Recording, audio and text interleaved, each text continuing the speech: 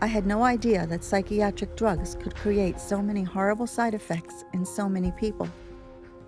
An estimated 42,000 deaths every year, whether by homicide, suicide, or overdose, are linked to psychiatric drugs. There was one thing I just didn't understand, though. How could a drug, especially one that was supposed to help, cause a person to take the extreme step of deciding to kill himself or others? Matthew would never have taken his own life. It must have been the drug. But how? I asked this of Pamela Seefeld, a pharmacist and an expert on the adverse effects of psychiatric drugs on the human body. It's very nice to meet you. And thank you for taking the time to speak with me. My son was only on the one, but he started off at one dose and did not do well. And it was after that that his demeanor really started to change. He became very anxious, very withdrawn, more withdrawn than he had been, because at least before that he was still talking to us. And within 9 weeks of starting the medication, Matthew was gone.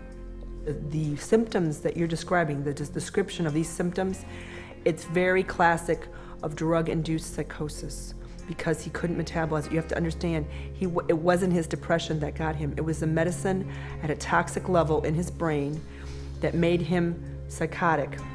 And that's what it comes down to. I'm telling you, the drug metabolism issues are killing a lot of people. If they're only offering you medicines, and the medicines have this possibility of causing psychosis, that's what's really happening. The person's drug level gets toxic in the brain. These medicines like Lexapro, Paxil, Zoloft, they have to work in the brain. That's what they do. They pass through the brain, and that they work on those receptors in the brain. If you think about it, if you have a normal dose of a drug and people don't do really well with it, if the increase in the concentration is 5 times, think about what that does to the person. 5 times the normal amount of drug in the brain. People always become psychotic on it, and they call it drug-induced psychosis. Well, I feel very strongly that's what happened to my son. I'm sure of it. When your son was given those medicines, you know, he can't metabolize those. He had a toxic level in the bloodstream and in his brain, and as a result of that, he took his life. And what has happened is that they're not looking at the real facts. The drugs are very dangerous. And they know. Yeah. Oh, yes. They know that this is happening. And nothing's being done. Let me tell you that. No. Nothing's being done. And so, if I can bring you a science reason, it's not obscure like drugs are bad, medicines are bad. It's not that. I'm telling you, there's science behind what we're discussing here, and I'm just really glad I could be the pharmacist to tell you what's really happening. I want to share this with a lot of people. And I appreciate it so much. Thank you so much. Thank you. Thank you.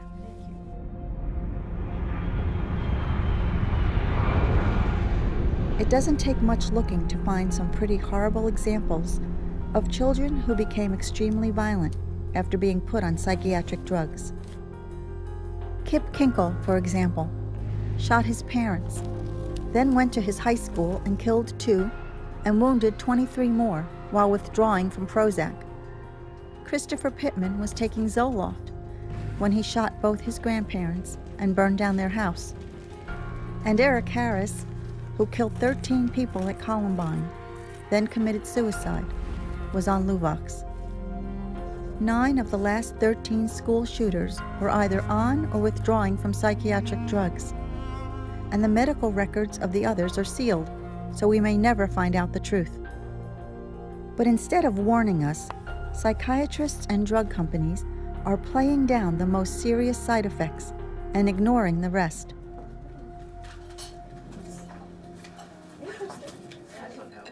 Matthew loved his family, loved us so much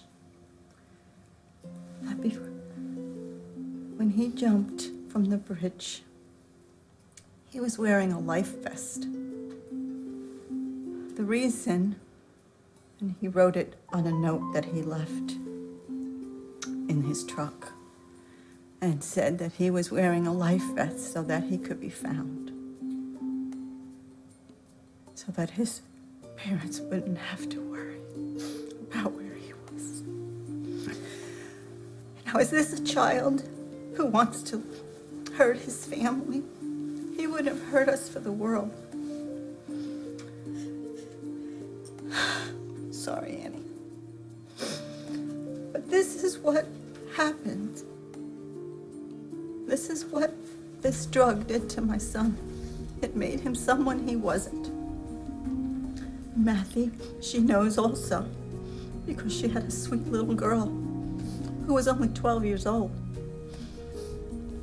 You know what I'm saying. I do know what you're saying, and I still think back to being in that doctor's office and saying, I don't want her on this, and his casualness, his, what are you worried about? And not knowing any different. We've all talked about the fact we just didn't know. But the guilt that comes from watching people give your child medication or giving it to them yourself, making sure they take it as they tell you, don't let them miss a day. That's right.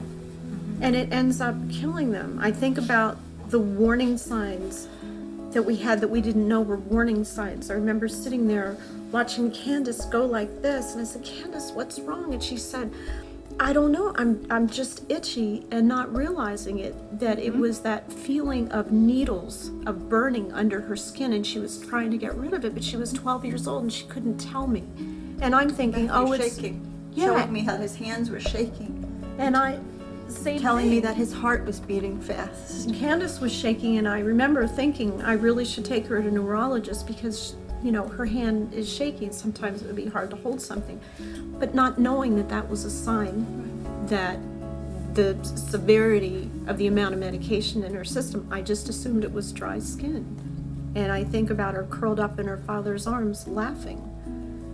And that's my last time I saw my child alive. Who would ever assume that this happy child that is embraced in her father's love with her sister right there would walk up to her room and hang herself from the valance of her bed? And nobody knew it. They were there. Nobody knew it because we had no signs. I think about days when I thought I was going to die myself because my pain was so intense that nobody could live through the breaking heart that I was suffering. I remember being in a fetal position on my laundry room floor, thinking I was dying, and calling my therapist saying, I don't think I can live. I can't catch my breath. I can't live. And what did keep me living was the fact that I had a surviving child who needed me. And I needed to be there for her because I don't know if I could have done it. And I remember Candace had drawn a little heart on her hand. And in the heart, she had written 911. And then she had covered it with a bumblebee sticker. She didn't know she was going to die. She thought she was going to be saved. She didn't know she was doing this.